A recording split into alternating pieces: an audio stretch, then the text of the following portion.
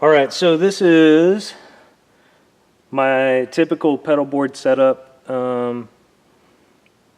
It's fairly diverse, so most of the time I'm playing at church with this, but I used essentially the same type of rig or mostly the same stuff for whether it was playing country, blues. It's not really for like heavier music, so kind of anything in that kind of rock down as far as gain stuff goes. But anyway, I was just going to walk you through the kind of chain of the signal and kind of explain why I've done a few things different ways. It's ever a work in progress, and so we'll kind of see what it looks like next month. But for the most part, it stays pretty much the same. So first of all, this whole pedal board is being powered. Power is maybe one of the things I didn't know early on about pedal boards, that power ends up being a huge deal. How you power your pedals, making sure you have clean power, consistent power. And so this pedal board is powered by two Voodoo Lab power supplies that are actually underneath it. And so we'll take a picture of that and post that. But I have two of them just because of the number of pedals. And I'll kind of talk through some of them that are powered that actually don't have to be, but it's more fun that way. All right, so my signal starts right over here on the side of the pedal board. This is a trailer trash pedal board. Don't remember the exact dimensions, but it's just their most basic kind of simple pedal board in this size. And so we just wired in a 1/4 inch input jack here, and that runs up through there's a little port right here that it's tough to see because of how many power supplies and cables are kind of coming out. But the cable it's essentially so that I can just plug in and unplug at the side of the pedal board instead of into a pedal. Just kind of makes it a little simpler. But it runs kind of up to this port underneath the pedal board, and then the whole signal as far as pedals goes starts right here at the Earthquaker Eruptor. We'll definitely do a review on this pedal because it's a bad boy, but it's a fuzz, just an all-out monster fuzz kind of pedal. So I find, and after reading quite a bit about just fuzz pedals in general, but this one in particular needing a really clean signal, and so that's why it's first in the chain. And then it runs out of that into the Wampler Ego compressor. I don't run a lot of compression, and the best thing about this compressor is it's got the blend knob, which I typically run at noon, and so it's a half compressed signal, not running crazy compression, but half compressed, half original dry signal. So that's a cool pedal too, just to kind of clean things up and EQ a bit. So my signal coming out of the Eruptor into the Ego comes over here to the TC Electronics Spark Mini Booster. It's just a boost. It's got one knob, which is just level of boost. The guy who makes all these and does all their videos is, I believe, German. So it's the Spark Mini Booster, which is always kind of fun. Watching him, he's awesome. So after that is kind of the complicated-ish kind of section of my pedal board. After the Spark, it runs into this, which is just a true bypass looper. So essentially, what happens is that I run out of this first switch up to my Proco Rat. This is the old style Rat with the Keeley mod on it, which is really cool. You can probably tell if you're a Rat nerd by the blue LED instead of, I think it's a red one. Red or white one that come on the originals. But essentially my signal goes into this thing, and then I've got two cables. One goes to the input of the Rat and one ties into the output. And so when I hit this switch for the Rat, it engages that loop. When I turn it off, it skips over those cables. The idea being that I've got 4 pedals on this thing, and so when all of them are off, my signal is not going through all of these cables, going to all these various pedals. The idea being that I keep my signal as tight as possible, so I'm only sending signal to cables of pedals that I'm using at any given point in time. And so these aren't crazy complicated. They're all analog, so you don't actually have to have power run to it to engage it. These are just really simple on-off switches that engage or disengage the loop. The only reason you need power is for the LED on there, which is kind of nice, knowing what you have engaged or not. And so all my overdrives here that sit on this looper just stay on all the time, and I just engage or disengage that loop of cables. So the rat is actually the first one in my looper, and then it's kind of a high gain distortion. It's like kind of one of those staples that just a ton of people use. I think I read when I was in high school that Dave Grohl used one of these on some Foo Fighters tours, and so of course at the time had to have it, and it proves how awesome Foo Fighters are since they're still putting out great albums. But after the rat, I've got the I say Mr. It's the Tumnus pedal by Wampler. I say Mr. Tumnus. It's got the little fawn on there from Narnia. This is a clone, and so I guess mystical animal. Instead of a centaur, it's got a fawn on it. So it's your very classic, everybody has one, 3-knob, just simple overdrive pedal, and I run it like most guys do. It's a buffered pedal, so it's not true bypass, and that's kind of part of the allure of those pedals. If you haven't looked up centaur pedals, they're pretty fascinating. I've never played on one because they're ridiculously expensive, but this is kind of the go-to pedal. And actually, the way I'll typically run it is, in most settings, I'll run the Tumnus on, and then when I want just an extra little kick, I'll stack the rat on top of it. So that's most of the time. If I'm using the rat, it's in conjunction with the Tumnus. Those sound really cool together. So after the Tumnus, I go on to the Greer Southland. I bought that pedal actually after watching Jason Isbell's rig rundown, and he had one of these guys on his board and was just curious about the company. A lot of guys really love Greer's, I think it's called the Lightspeed overdrive, and it looks like a really cool pedal, but a buddy of mine had this one, and I ended up getting it from him, and it's just a really good saturated overdrive that has a bit more variance and quite a bit more gain than the Tumnus. So it's kind of a, like a Leonard Skinner Southern rock kind of thing. So if I use it, I'll just use it on or off for kind of more rocking kind of songs. The next spot on the looper is kind of an interesting one. It's whenever you go to all this work to put these pedal boards together, it's a pain when you want to add something new. As you can see, the real estate is kind of valuable, and everything's placed just so. And when you want to try out a new pedal, it's kind of difficult. So I wanted a spot that I could kind of swap pedals in and out, whether they be overdrives or delays or something, whether to try something out for a while or to swap it out for, the foreseeable future. But it's kind of the pedal that I like the least, or is the newest. And once it kind of graduates to, yes, that's not going anywhere status, I'll move it somewhere in, maybe a little tighter and closer. But this is actually one that a buddy of mine made, and it's based on, I think it's the Walrus Mayflower, I believe is this one. So kind of 4-knob overdrive, not all too different from the Southland as far as the kind of level of gain that it produces. It's just different, and so it ends up being one that I kind of go to when I can't get this one to do what I want it to.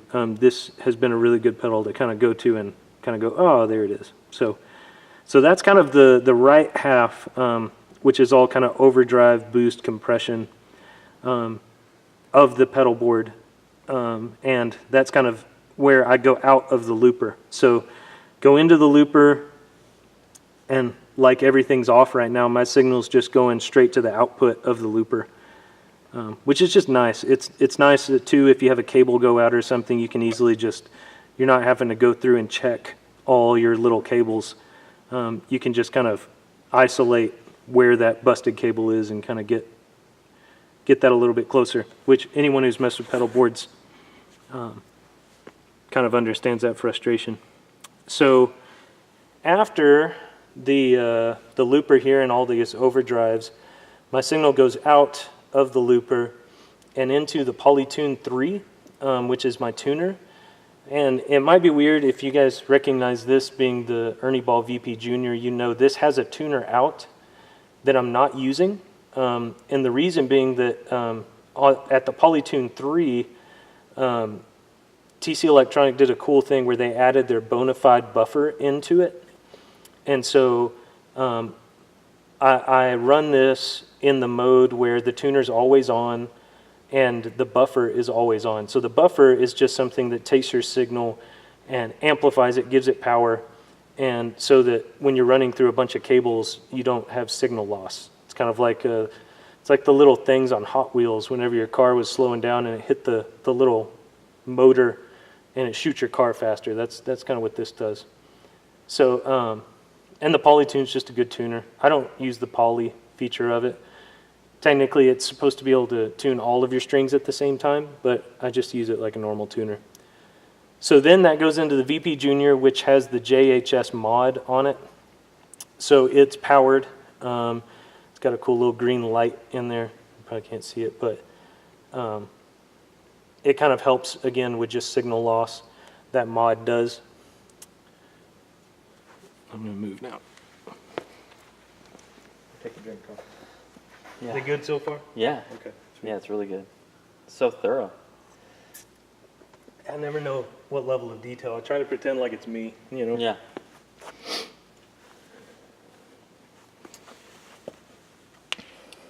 Okay, so moving over to kind of left half of the pedal board, this is where all the delays and reverbs go. So there's a lot of different ways to organize, you know, the specific orders of your pedals, but typically they'll tell you to do all your gain stages first, and then any modulation, reverbs, delays, phasers, things like that, you'll want to do kind of secondary. And you should look up, based on what pedals you're looking at, the best orders to place all these in, because the way your signal works can be kind of weird. So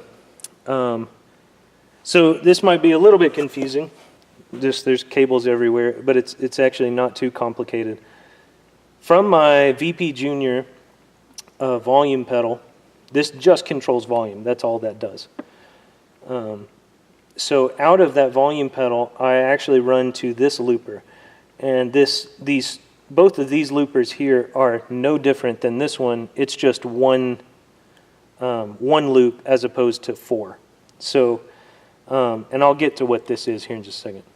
If you're like counting and you realize there's 5, this is a little different. But so I run to this looper, and again, what happens is my signal goes into this looper, and whenever this pedal is engaged, it activates the cables that I have running up to this DD7 digital delay, as well as the signal coming back to this pedal. And whenever I switch it off, my signal's going into this looper and out. And so it just bypasses the cables when I'm not using that pedal. From the DD7, I run into the DD20, both Boss delays. This one's awesome when it comes to stuff like the edge, kind of dotted 8, real tight, real repetitive digital delays. And this one, I almost exclusively use the modulate delay or the tape delay. Both of those sound really good. And this one typically will be a lot longer time. So, and I will use them together a fair amount. This one for kind of shorter, tighter delays, and this one to kind of give it a little bit of kind of color on the, as it kind of keeps repeating. And as it keeps repeating, the signal will just kind of get more and more washed out and cool and crazy sounding. So after the DD20, I run into this looper, which functions the exact same as this, but runs up to this Boss RV3. And the RV3 is interesting because I was listening to a lot of Explosions in the Sky at the time, the awesome Texas, I don't know which, post-rock band, I guess is the genre. And just trying to figure out how on earth they got their reverb sound and just kind of understanding how they run things. And everything that I saw and came up with had this pedal. And I read an interview with one of the guitar players saying that there's something about the RV3. I think now they're like on the RV5, maybe on the RV6.